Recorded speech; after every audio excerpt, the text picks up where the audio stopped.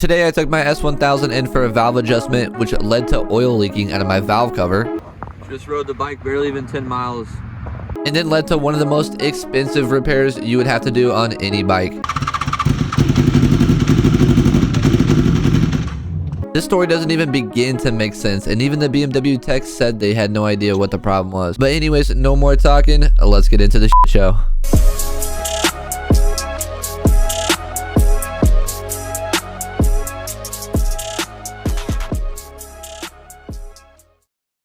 Alrighty, well, fast forward about almost a month. We finally have the S1000RR back, and it is actually slower now. That is right, we took the bike into BMW and paid all the money, and the bike is slower now. And just the oil leak was not the end of the story. We're gonna hop on the bike and take a little cruise with the boy Trevor on the ZX6, and I'm gonna talk about everything that's happened to this bike within the last month. And trust me when I say you guys are not gonna believe what happened to this bike. I will say, even though today is super chilly, it feels so damn good to be back on this bike, man. So first thing I want to go on the record to say is I have ridden this bike for about 25,000 miles, and out of all those miles, I've always taken this bike to my local mechanic, one of my best friends.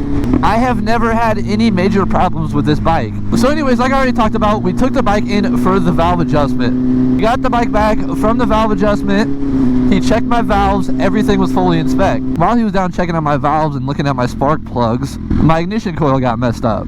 The brass connector part where it sits on top and plugs into the spark plug basically got stuck to the spark plug as he pulled it out. I've talked to other mechanics and they said this isn't something that's super uncommon, but most of the time when people do take their times with their jobs, none of that stuff should be happening. So of course BMW made me pay for that. It was over $200 for a brand new ignition coil, when at the time I brought my bike in and my ignition coils were completely fine, all of them. Keep in mind, I'm taking my bike in for a valve adjustment, nothing else.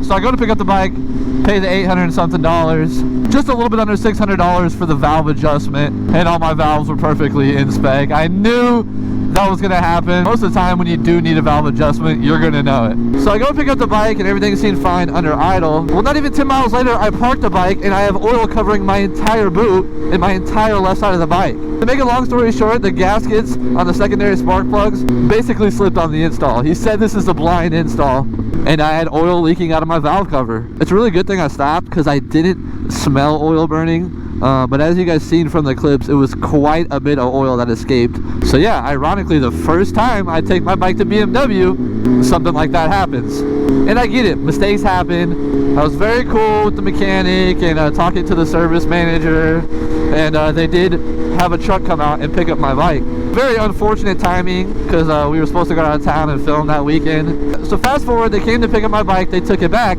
completely broke the bike back down again, went down into the valve cover, fixed the leak. I'll throw some photos up on the screen right here. You can see of where that leak was coming from. So they called me, they said the bike's fixed, we're not charging you anything, come pick up the bike. I said okay, cool. So I went to go pick up the bike.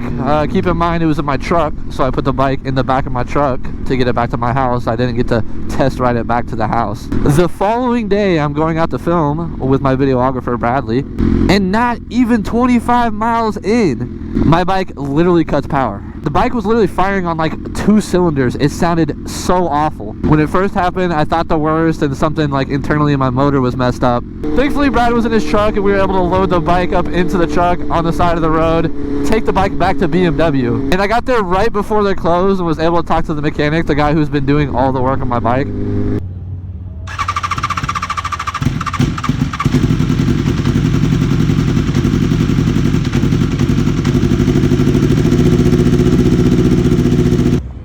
Figure out. Yeah, I'm totally stumped. I have no clue why it sounds like that. It's definitely not firing on all cylinders, that's for sure. Yeah, it sounds like 2. Let's see if I can get it right. I don't know why it's wrong with it. Alrighty, man. Alright, you guys have a good night.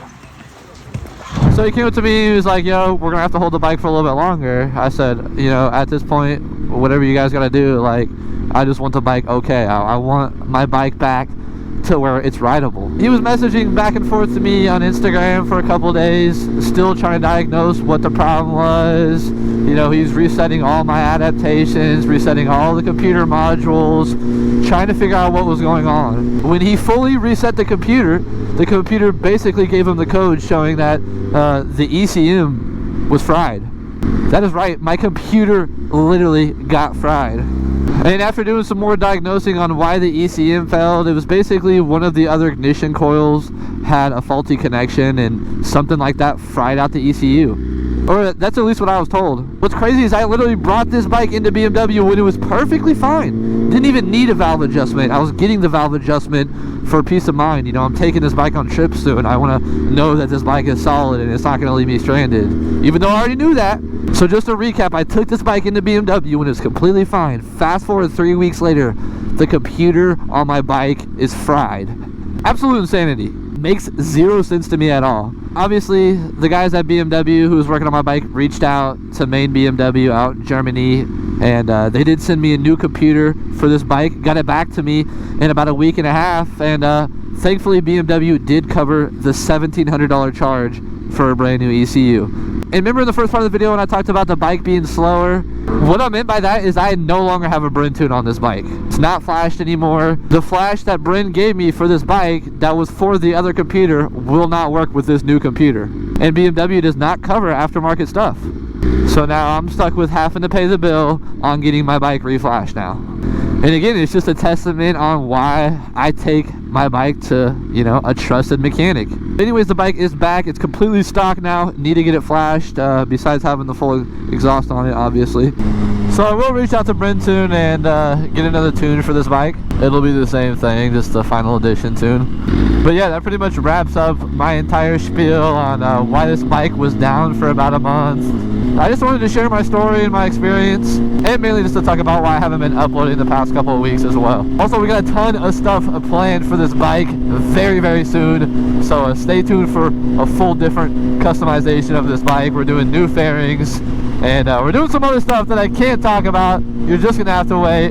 So yeah, stay tuned for a full customization of the bike coming soon. And definitely drop a comment, let me know what you guys thought about the video, everything I talked about, because I am curious to hear your guys' thoughts on it. Anyways, I appreciate you guys tuning into this video if you guys got this far. Stay tuned for more videos dropping soon, and like always, see you guys in the next one.